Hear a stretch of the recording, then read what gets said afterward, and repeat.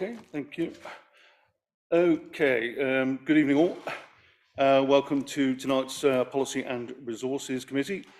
Just the usual sort of preamble to start with. This is a public meeting and members of the public and press are permitted to report on the proceedings. Reporting includes filming, photography, making an audio recording and providing commentary on proceedings. Please note this meeting is recorded and streamed live. These recordings are published on the relevant meeting page of the Council's website. By choosing to attend this public meeting, you're deemed to have given your consent to being filmed or recorded, and for any footage to be broadcast or published. If the alarm sounds, the premises must be evacuated immediately. Do not spend time collecting personal belongings. All emergency escape routes are clearly signed. Once you've left the building, the assembly point is in the High Street opposite the Guildhall. Members and other speakers are reminded to use their microphone when speaking. Okay. Onto the agenda, item 1, Julian, substitutes. Thank you, Chair. Yes, we have two substitutes. Jill DeSarah is here for Lynn Denham and Louis Stephen is here for Karen Lewing. I've also had apologies from Elena Round. Many thanks. Item 2, declarations of interest. Anyone wishing to speak in that regard? No. No, good. 3, public representations. Nothing. For the minutes of the last meeting, I'll just go through them page by page and then pause at the end for anyone to make any comment they wish to. Page 1, 2, 3, 4, 5, 6, 7, 8, 9, 10 and 11. Please make any comments you wish to, otherwise I will sign them as correct. Jabba. Chair, sorry, on the declarations of interest, just regarding the grants, I'm the chair of 2 organisations that have received grants from this, so, but it's not a pecuniary interest in what we're discussing today. Right. Okay. Thanks very much. Anyone else? Right. Okay, before we go to the substantive part of the meeting, obviously we're all now aware of the fact that we recently lost Councillor Andy Roberts, and I think it would be appropriate if we could all just take 1 minute to observe silence in memory of a great man and a great councillor. So, please.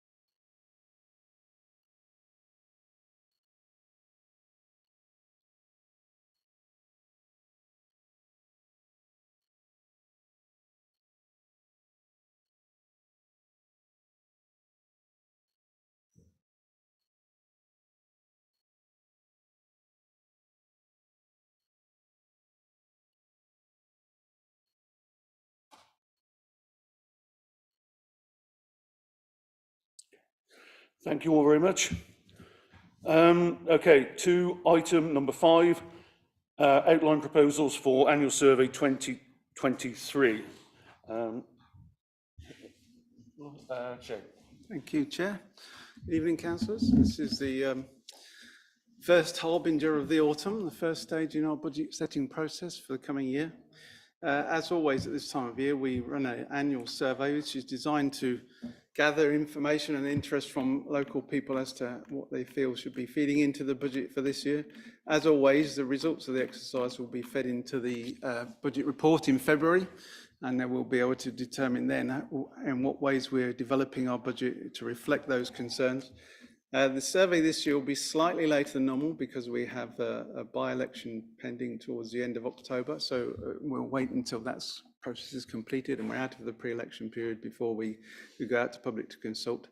as normal. And but that shouldn't hold us up. We should still have time to gather the results and reflect on that before bringing this as part of the budget discussions, which will take place over the final months of this year and on into the first few months of next year.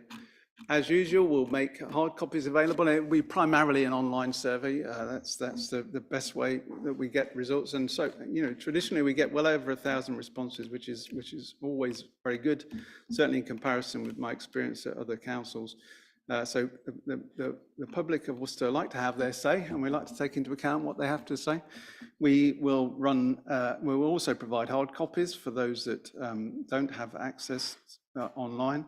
And we will, as normal, produce copies in other languages. Last year we ran this in Urdu, Polish and Portuguese. So I think we'll be attempting to do that again. Otherwise, it's straightforward. Any questions? Or in particular, if members have any views in terms of the list of projects which are listed there, we like to get people's views on things that we've done in the past year, as well as looking forward to what's coming along. So any thoughts on those, or any thoughts on what we might include as an alternative? There's still time to implement those before we go live later in the autumn. Thank you. Shane, many thanks. Any questions or comment, please? No. So the recommendation is that we approve the annual survey and consultation timetable for 2023. Please show hands. Yeah, I think that's okay. Good, thank you.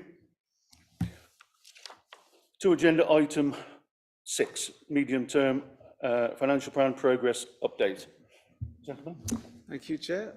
So we committed, once we'd been clear that we needed to develop our savings plan as we head towards the budget for 24-25, to report back at each of the Policy and Resources Committee meetings in terms of progress and making sure everyone knows where we are and what steps we're taking, and also to bring forward any suggestions which represent changes in service, public-facing service or policy that obviously will fall to the committee to decide. And following the approach, we're bringing those here because this is part of the development of the organisation's finances, rather than to other committees which might be more relevant from a policy point of view. Pleased to say that we've made further progress from when we last spoke, and we are now in a position where we are moving towards the 1.7 million, which is our initial target.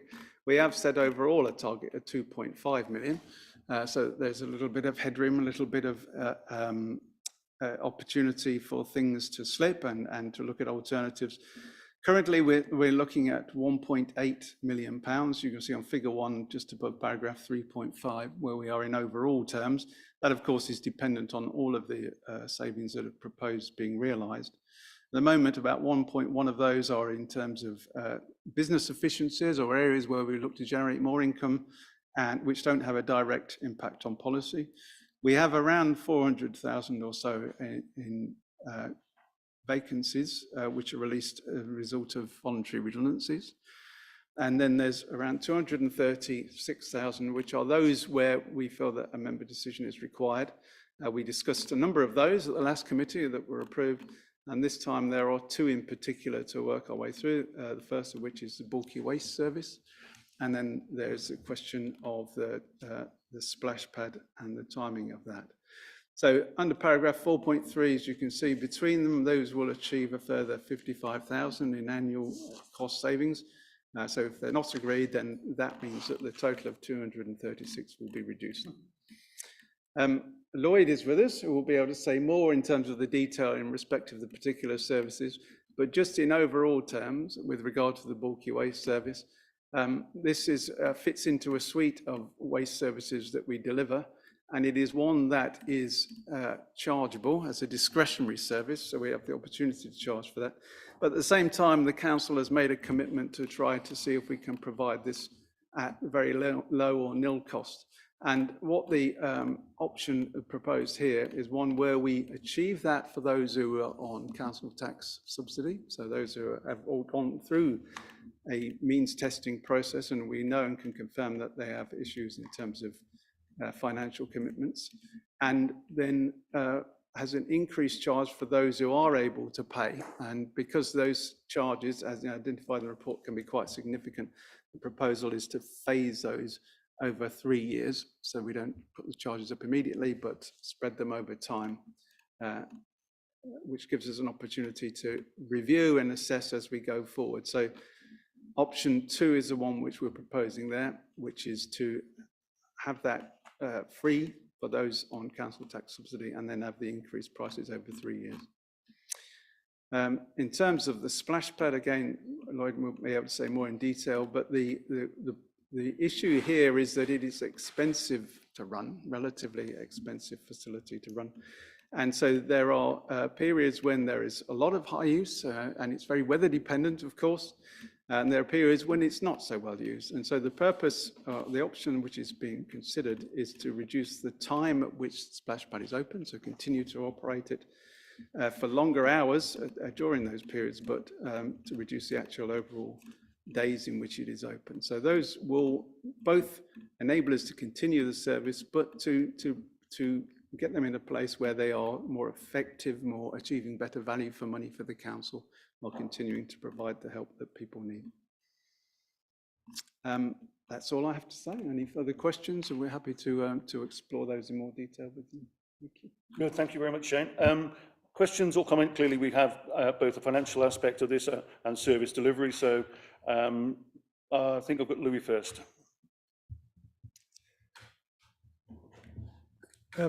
Obviously, no one wants to make cuts where we don't need to. Now, I have heard some people propose that we should potentially dip into our reserves and our, go into those reserves that we have. And it's said that we've got quite large reserves at the moment. I wonder whether you could just explain where we are with that.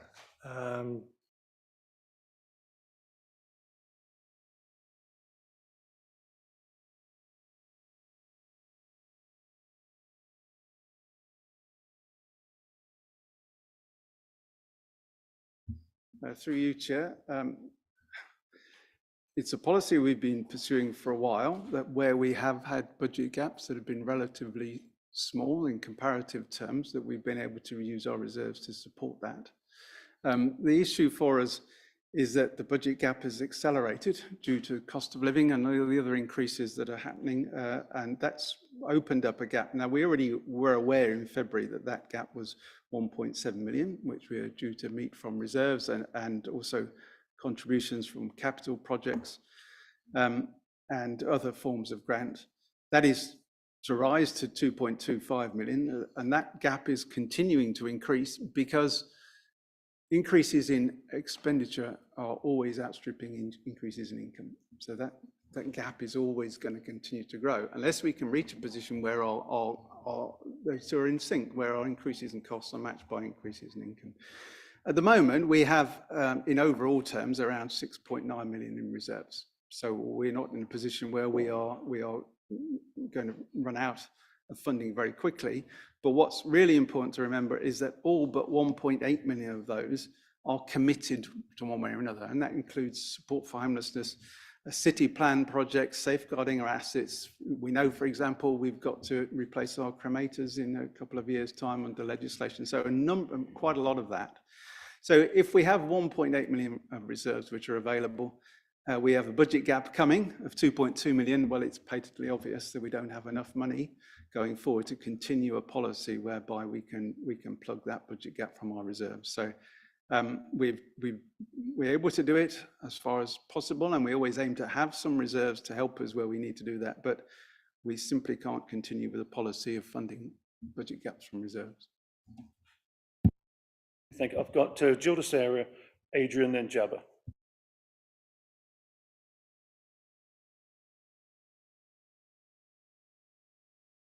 Finish with the other side of the, anything else on the other topic? Don't mind. Okay, all right, thank you. So I'm really pleased to read in 5.17 and 1.16 the officers have been talking with the housing associations or the RSLs about their potentially contributing to the bulky waste collection service. I think that's very welcome. It's something I tried to get going on an individual ward basis as a trial back in November. So that's quite nice to see that. Is there anybody who can give me an update on exactly where we are with that and what next steps there might be?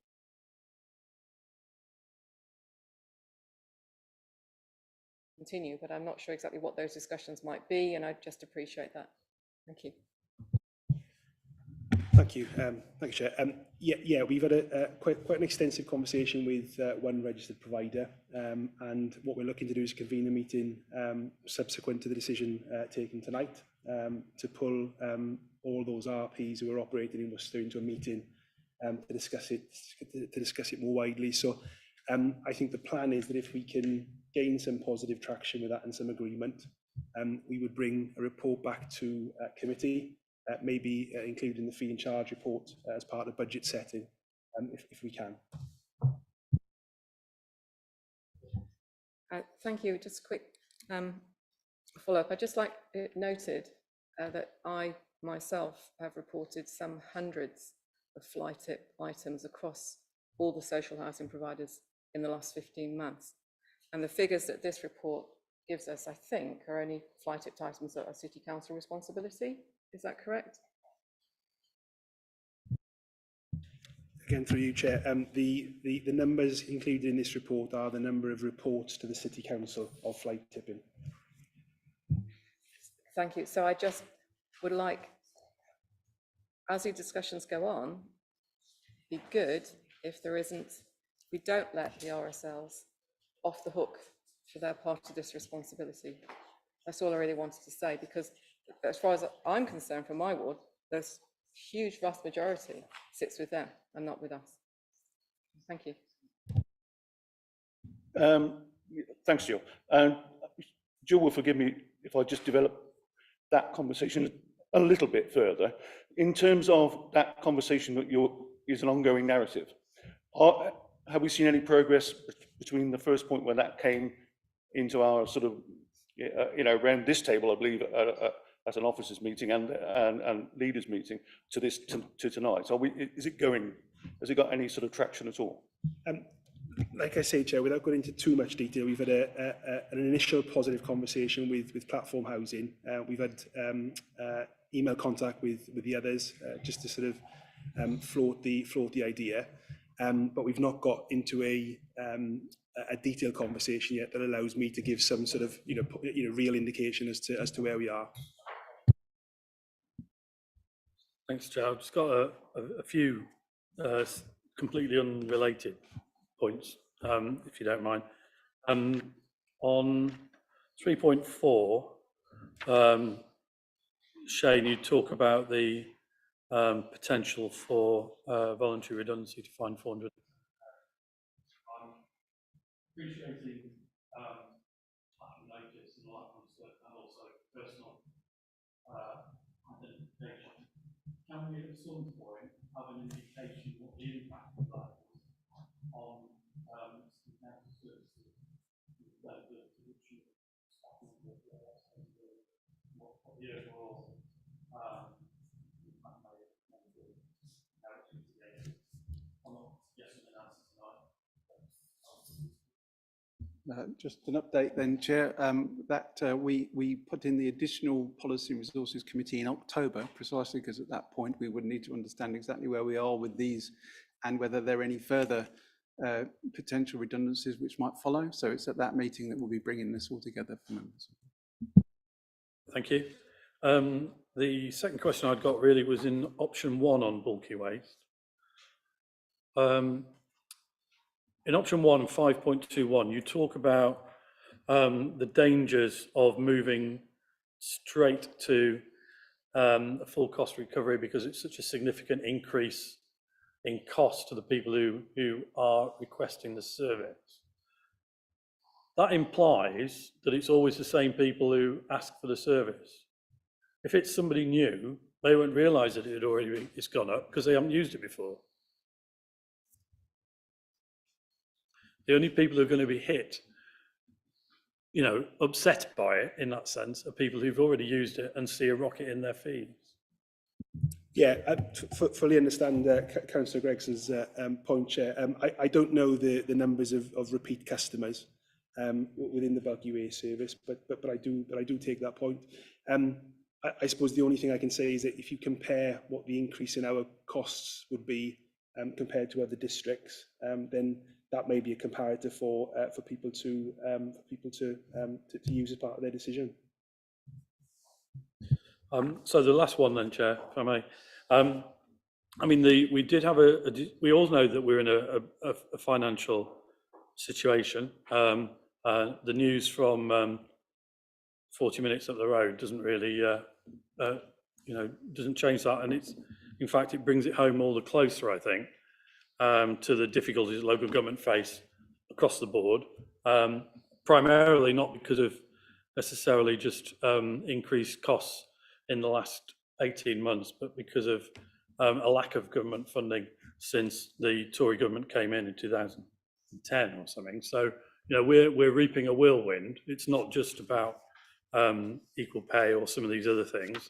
And clearly, the ability to use reserves on a regular basis is completely pie in the sky. And I think that suggestion really needs nailing early on. But what we do need to do is to take some difficult decisions. And certainly one of those decisions came before this committee a few weeks ago about the Worcester Show. And the committee agreed in the end not to charge for the Worcester Show, although charging could have raised £10,000, I think it was, in memory, for this year. So in the light of that, and that decision of this committee to forego that £10,000 and to instead go for donations, could I ask how much we raised in donations at this year's Worcester Show?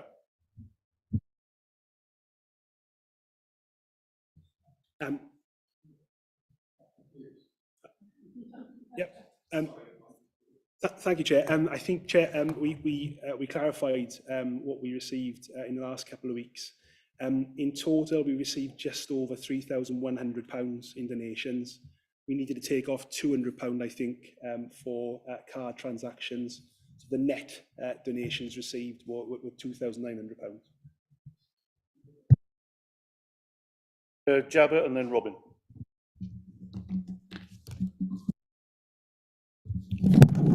Thank you, Chair. Councillor Gregson mentioned some of the points that I wanted to mention, but I just wanted to, I suppose, reiterate those so we're completely clear on where we stand in terms of our reserves. My understanding of reserves is that they're used in an emergency and in dire circumstances, and that actually we should be building up reserves rather than depleting them. And Councillor Gregson has alluded to the situation in many councils, and especially those in what's just happened up the road in Birmingham. I mean, dipping into reserves is in a way, the coward's way out. It's the easy way out. Not making the tough decisions now so we can reap the rewards at a later stage. We have to take those tough decisions, and I hate to be the ones that are having to do that, but I know that the short-term pain that we have to endure will reap hopefully long-term benefits for our residents going forward. It's not an easy decision, but decisions need to be made, and we need to have the courage to make them ultimately. First of all, thanks for the officers for delivering this savings today. I think that's huge credit to the officers and to the members around here that have managed to get to those tough decisions. Don't forget, we are picking up the failure of central government to fund local government adequately. Those are the decisions that we're having to make because of a lack of central government funding for us, we've seen in previous circumstances where dipping into reserves has cost us. So I wish that we can learn from those mistakes to date. In terms of there's a couple of questions in terms of the actual item 1.2 bulky waste.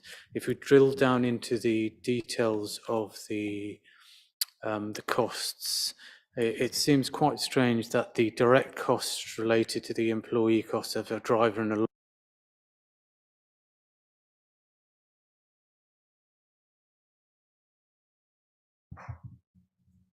of employee costs of administration, supervision and management is more than the frontline cost of employee of cost and loader.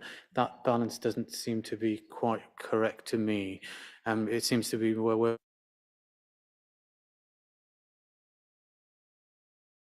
than actually providing it on the front line.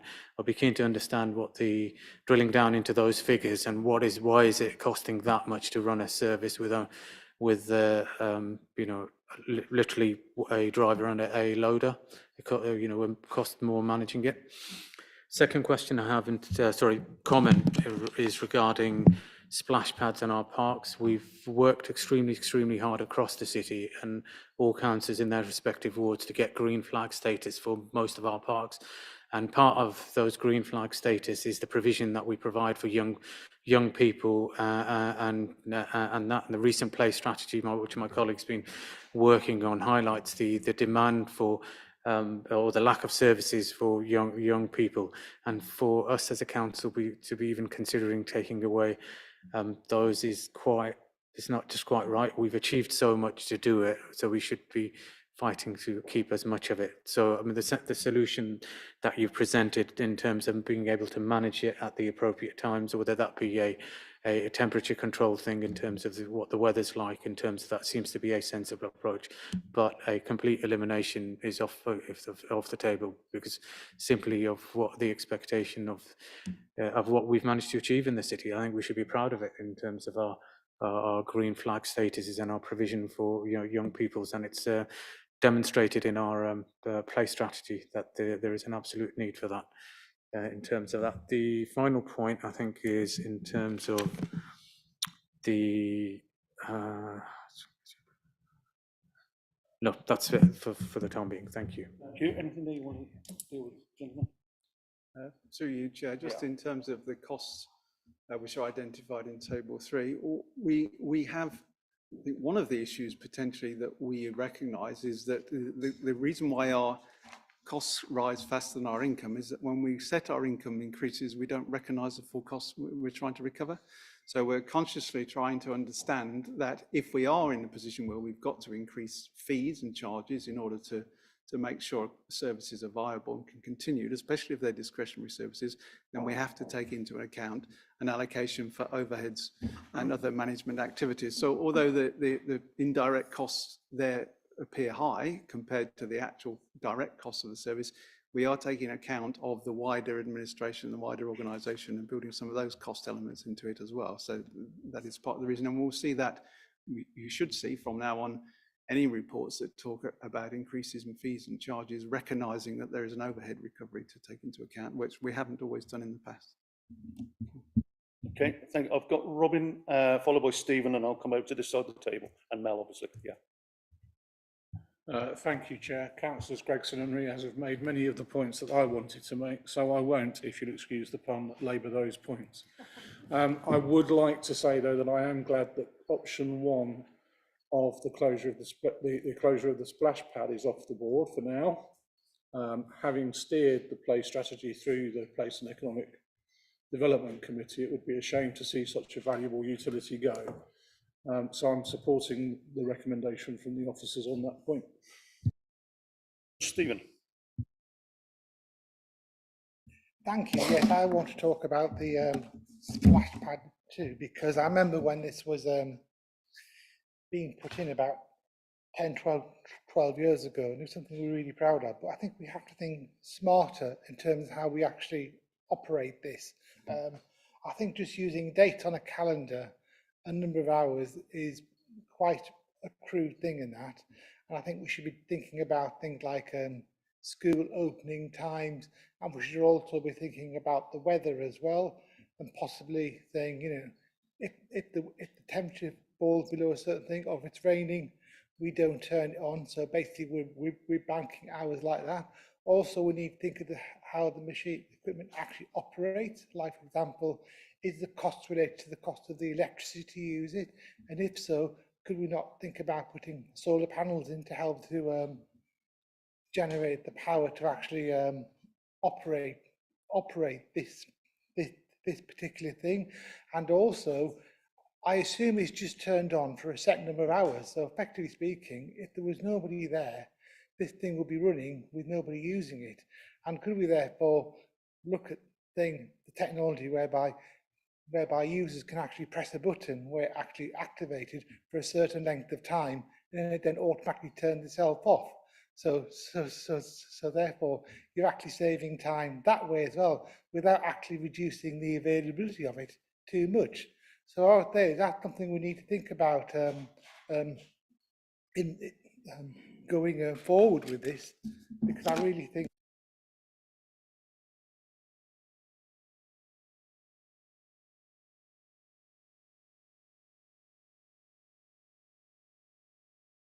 splash pad experts. No, I think several of the suggestions Councillor Hodgson makes are really, really good, Chair, some of which we've thought of, some of which we haven't. What I would say on the weather, I've got 2 little ones, and weather is no bar to them, to running into cold water, but we'll certainly take some of those away, and we can look into them further. Mel. Chair, thank you. Yeah, just three comments really.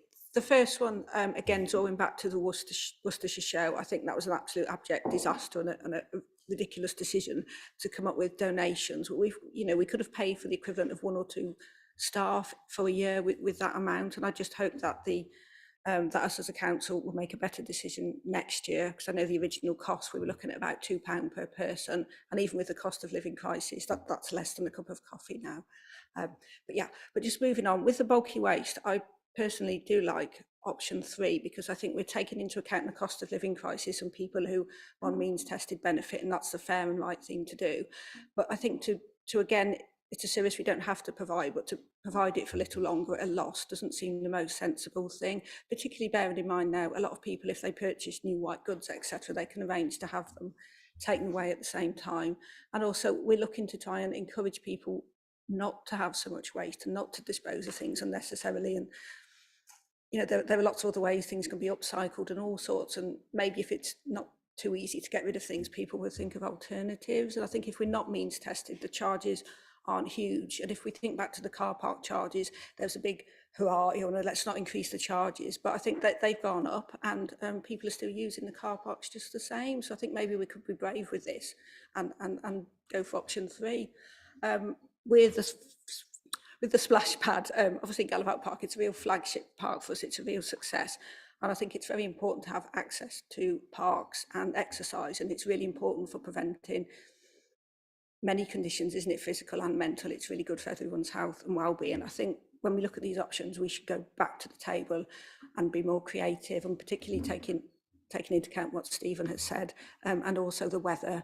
And conversely, obviously now our summers aren't summers as they were, unfortunately. We can have hot Aprils and hot Septembers. So I would like to see the splash pad option revisited if possible. Thank you.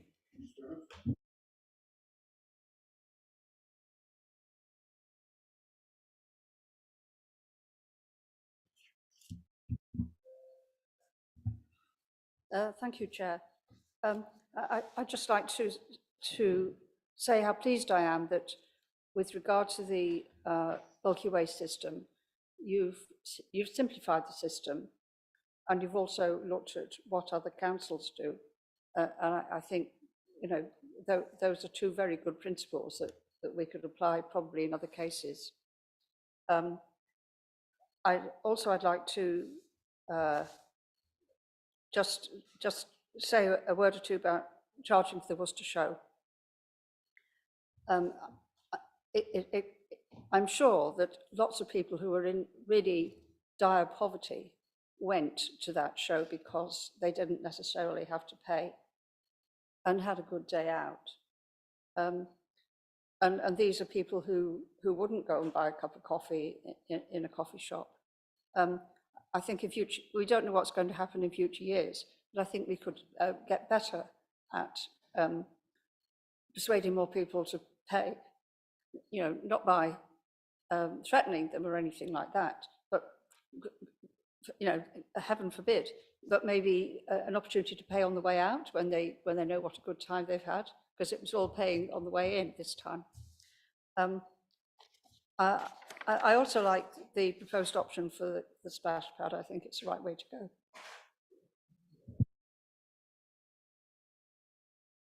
Please. My question is about, it's probably a similar vein to Stephen's really, about the how we can be clever really about how we apply the how we operate the splash pad. My question really is about, I'd like to try to understand a little bit more about what the staff are doing when they're supervising the splash pad. What sort of work is it? Because there are probably other people who are working in the park doing other things.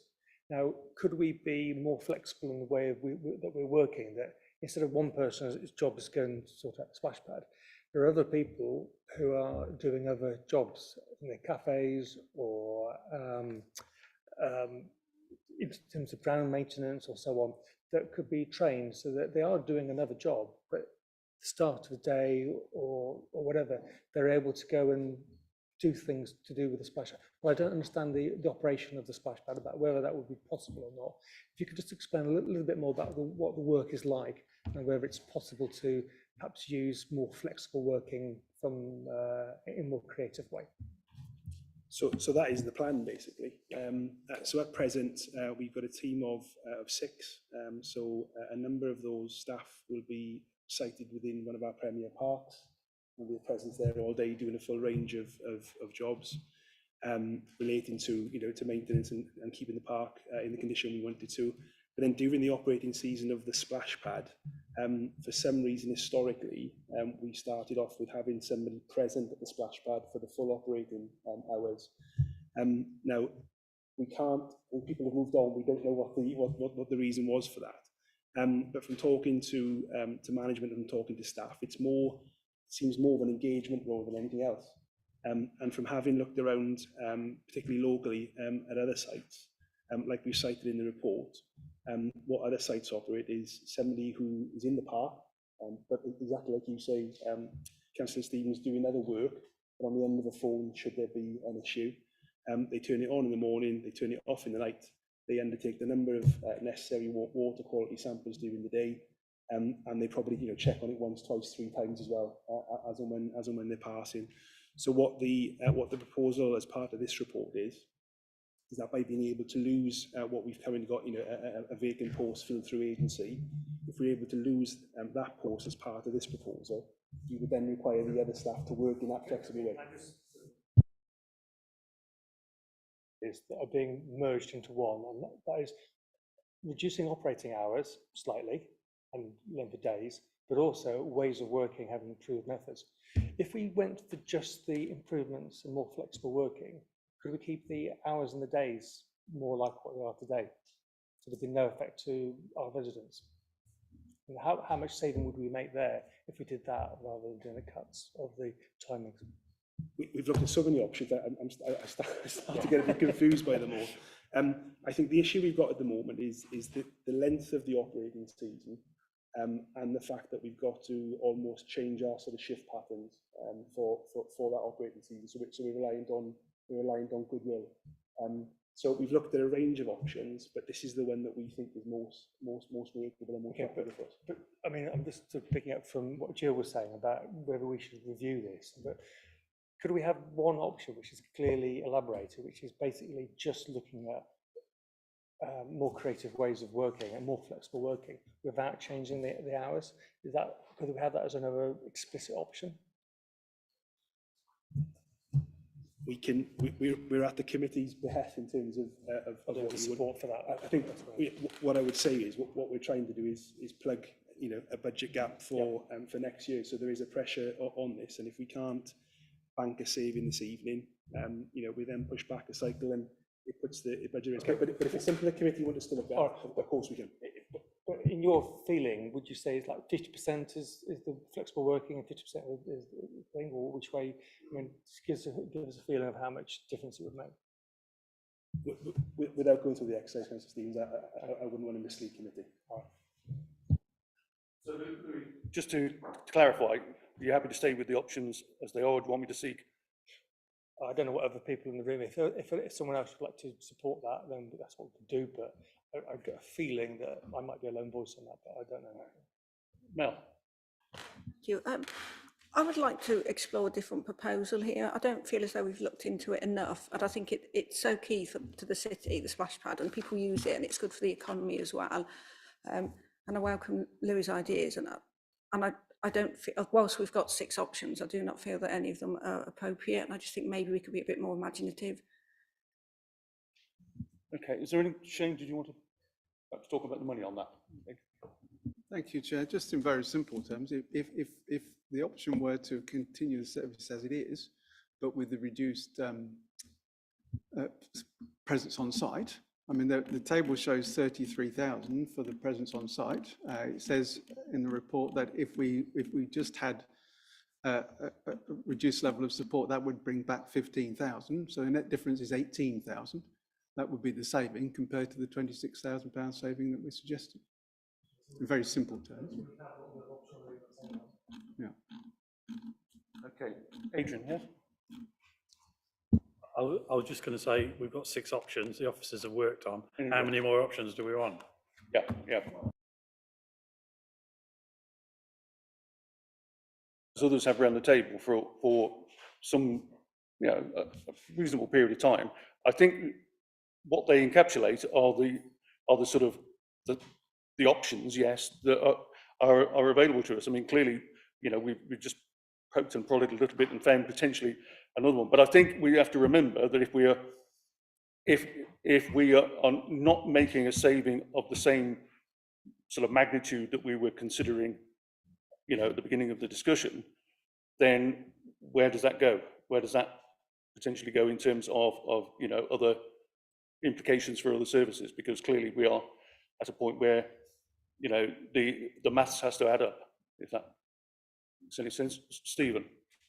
Yeah, I've got a suggestion that we actually adopt option 3, item 3 on the when we have to approve about the splash pad, referring to option 3, but we just add to it.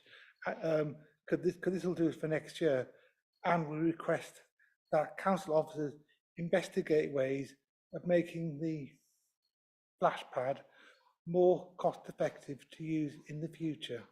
And I think that way we recognise that the fact that we need to make these savings, but we are looking at ways of making this more effective, so we can, you know, still retain the hours and that.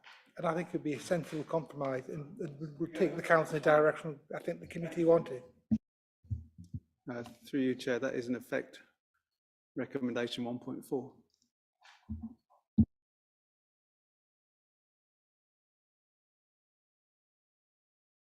We've essentially sort of navigated our way through that. We will, you know, essentially it's going to be 1.4 does wrap up in a sense exactly what you're saying, and Mel and so forth.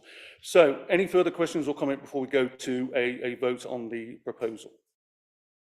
Okay, no. So I'm just going to, I will go.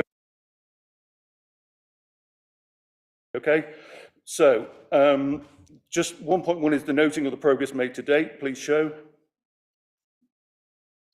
Thank you.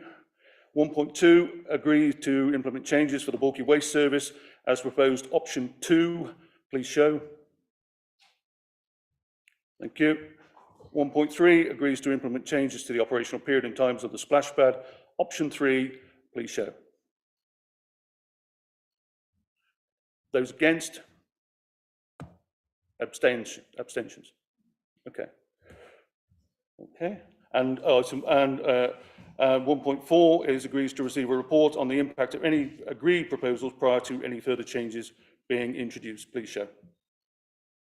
Thank you. I think we're clear there. Okay. Thanks very much. 7, process and timetable for preparation of the budget 24/5 and the medium-term financial plan 24/5, 28/9. Shane? Mark, sorry. Apologies. Thank you, Chair. This report sets out the start of the budget setting process for next year.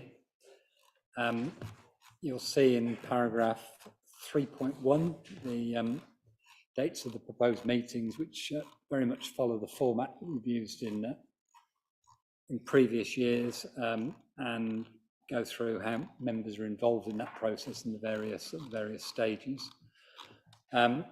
The next step will be the all members meeting on the 11th of October, when officers will set out the major programmes and the approach being taken in setting the budget, and obviously some of that has already been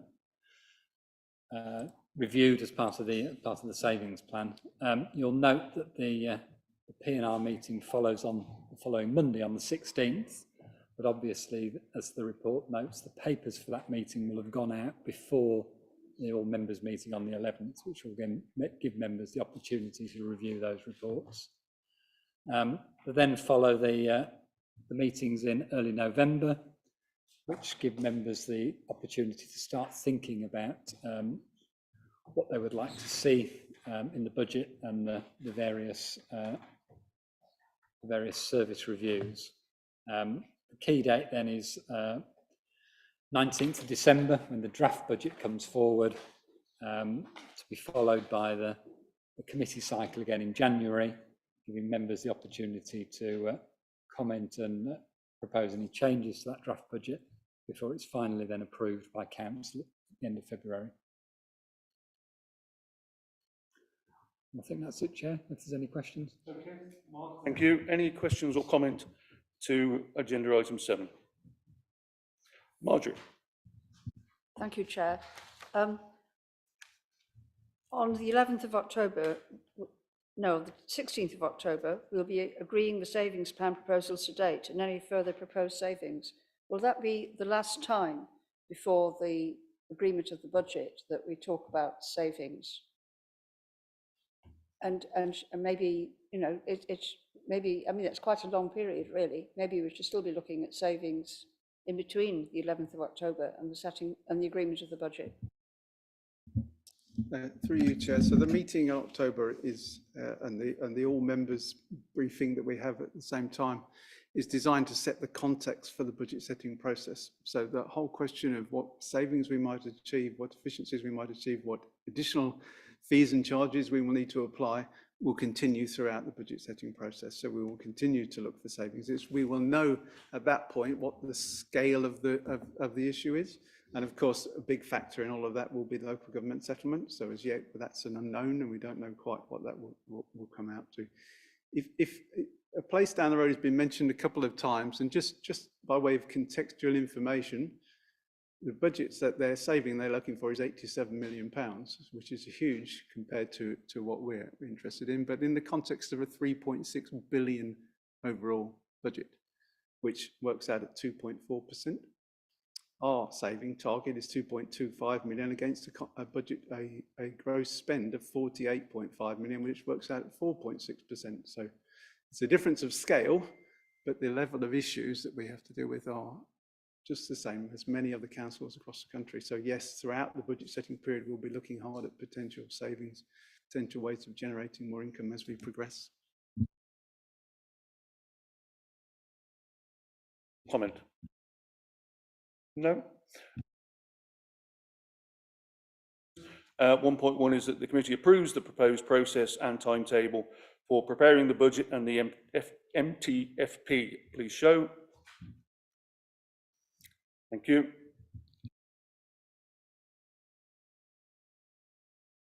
Item 8, review of small grants arrangements. Okay. Thank you, Chair. So we agreed at the last meeting to review the way that we manage our grants in overall terms, in particular to look at the small grants or community grants progress, as they're called, and agreed to come back to this meeting with a timetable for completing the process. Under paragraph 3.5, that timetable is set out, so final approval of the criteria, which I'll talk about in a moment, and the process. And then we look to open for bids on the 22nd of September, give hopefully sufficiently for bids to be gathered in by the 10th of November, review those bids and the scoring, which will be undertaken by myself, the Head of Homes and Communities, and the Principal Grants Officer. And then we will bring the results of that, our recommendations first, where the awards are made, to committee on the 19th of December. Now, I know that's a very short timetable, and in the event that we don't get sufficient bids in, then we can slip that back and have the final decision in the meeting of 6th of February. So there's a little bit of room if it doesn't quite fit the needs of the community in terms of applying for grants. As for the rest, we've taken the opportunity just to put a few limitations around this. Previously, I mean, these were always designed to be small grants, up to, in the last iteration, £5,000. We are now proposing, because there's a less amount, that the single grant would be no more than £2,000. And we would expect that the organisations to apply, if they are organisations, will be relatively small. So under 4.2, there's some limitations there set around turnover, the surplus that they achieve, and whether they're holding significant usable reserves, which they might be able to use as an option, as an alternative to seeking funding. A couple of things that we've relaxed as well. So while we're saying that there should be match funding, as there always has been in the past, it's been 50-50 match funding, and that's an eligibility criteria. In this case, we're saying, well, that's actually part of the consideration, rather than simply saying if you don't have match funding, then you won't be eligible for grant.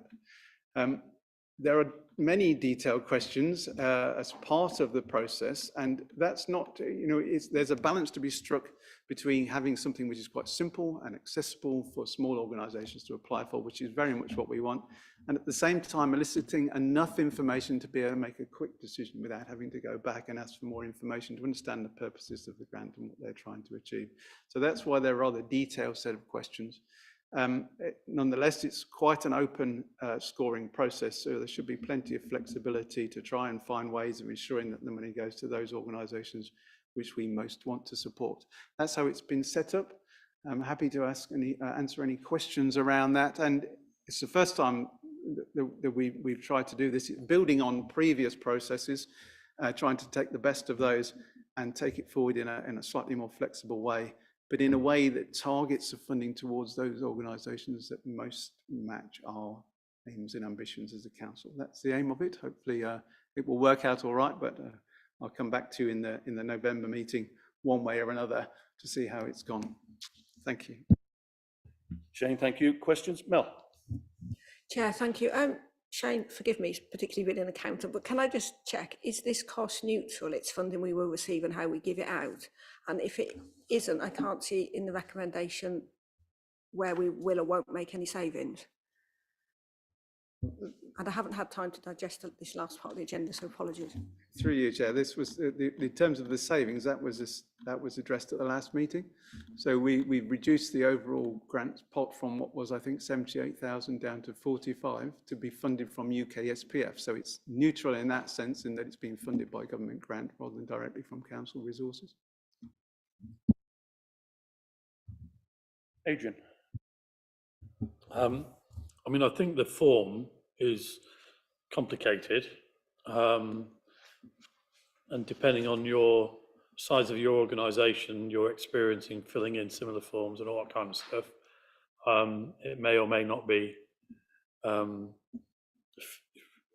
welcome, I suppose.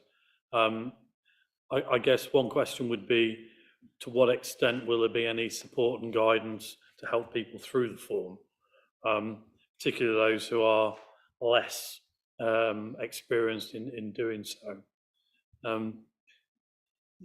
I don't reject the idea of having a form. I think we do need that consistency, but as in usually in local government, it looks quite a lot,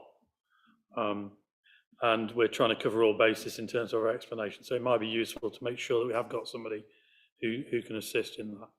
The second query really is just to confirm that what we're talking about here is 41,500 in the pot that's available.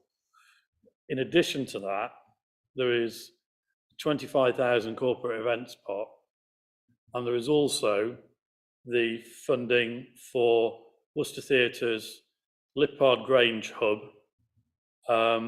WCT and WABAC on service level agreements as ongoing. That's what, and so everybody else in this process. To you, Chair, that's absolutely correct. Yes, that's how it was set up. In terms of the form, this is building on the forms that we've always used and used for a long time, and they are very, very well supported by the Principal Grants Officer, who works closely with organisations to make sure that they get the required information in. And over the years, it's sort of built up, because we've found quite often that people will submit an application with very little information and then work with them over some weeks to gather all that information. So the iterative process has brought us to a point where we try to ask for as much of it as possible up front. Yes, fully accept that some people might find the whole thing over bureaucratic and intimidating, and we work hard with people to make sure that they will have that support if they need it, if they contact us. Okay. Any further questions or comment? Robin, then Jill. I haven't worked this thought thoroughly through my head at the moment, but my concern about having bid applications for the whole year happening in a relatively short period of time rules out the eventuality of a surprise event happening. And I've got in the back of my mind, and it's a bit local, is Dines Green Football Club winning a championship and wanting to hire an open top bus to drive through the city. So it's those surprise eventualities that I'm concerned about. So, you know, if something does happen that is pleasant and somebody wants to use grant funds to commemorate that, whatever, bring benefit to the community, how are we going to cope with those unexpected eventualities?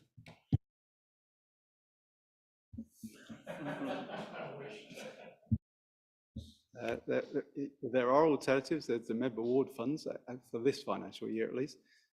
Yes, in the past we've always resolved that by having an amount of money available, so things that come up during the course of the year. We'll still retain that £25,000 in terms of the events activities. So that's something we're not having a fixed period for, so that's potentially available. And there is always the opportunity to come forward to committee and seek a supplementary estimate. That's something which is always available at any time.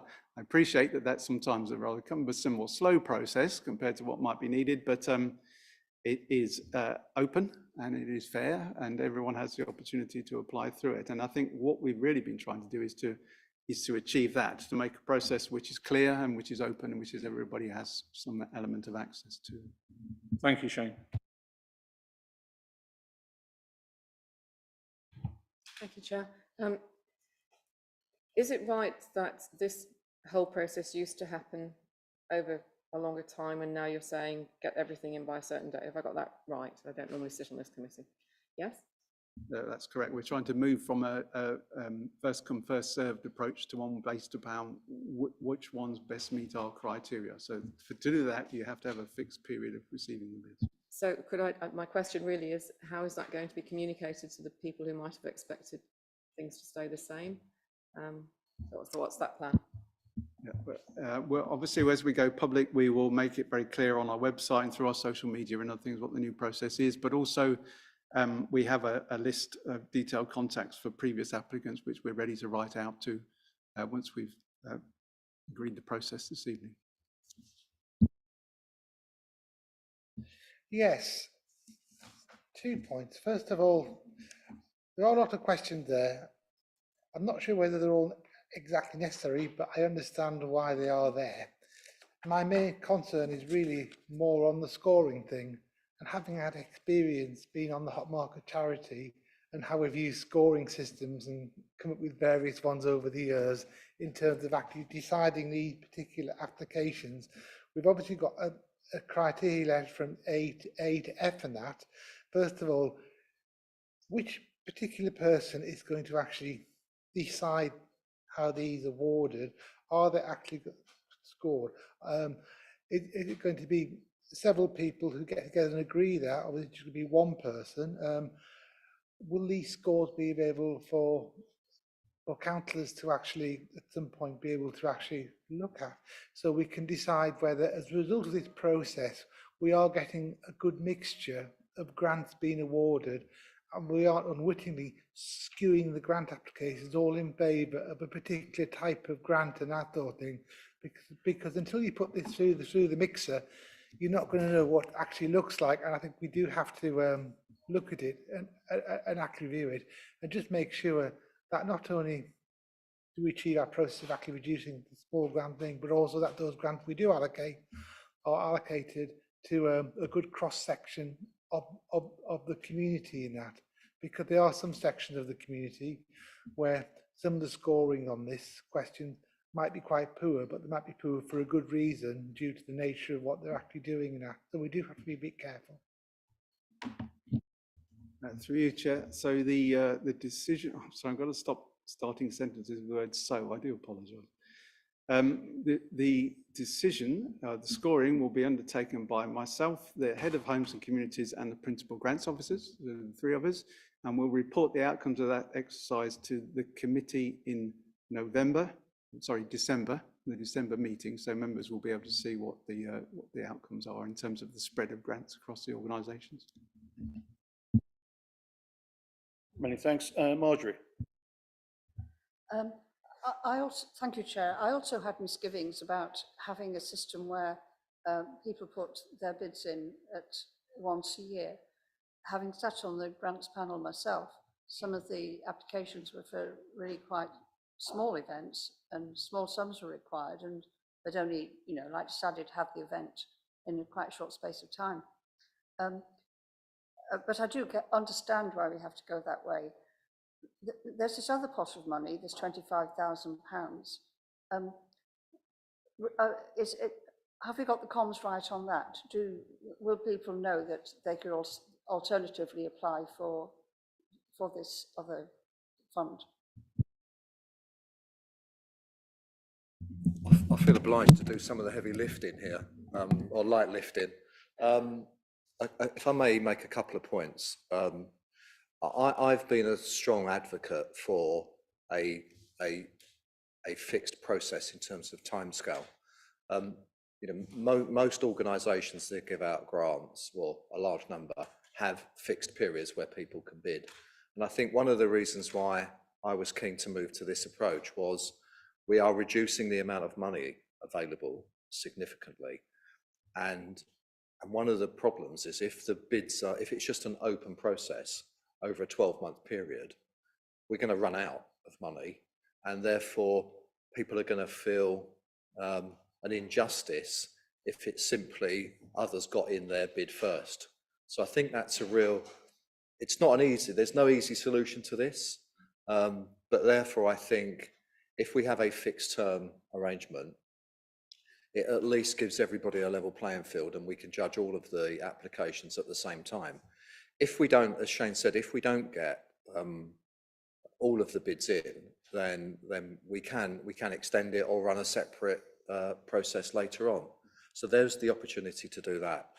I think I'm compelled to agree with Adrian, not for the first time, before he looks at me strangely.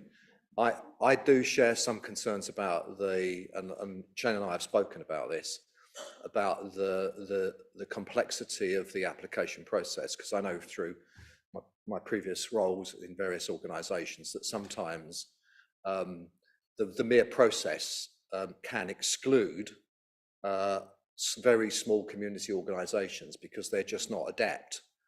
Those that are good at filling in application forms get the money if you're not careful. So we are very conscious of that, and I think before we go live, we're just going to have another look around that to see if all of the questions are appropriate. I think so. Sorry, what was the point? Yeah. So with regards to that money, some of you will know that I've primarily managed that with input from the chair and vice chair of PED in terms of sign off, just to make sure that I'm not doing something inappropriate with the money. And that's been a relatively straightforward process. But once again, we've halved that amount. And that has not been generally widely publicised. We've never put a call for bids out. How that has worked in the past is generally people have come to me and we've had a dialogue about things that we have a mutual interest in delivering, whether that's Elgar, Mellor, support to Worcester City FC. There's been various things, and that's generally worked very well. I think in terms of how now it's such a small amount of money, I'm really concerned that within a couple of applications it will be gone in a moment.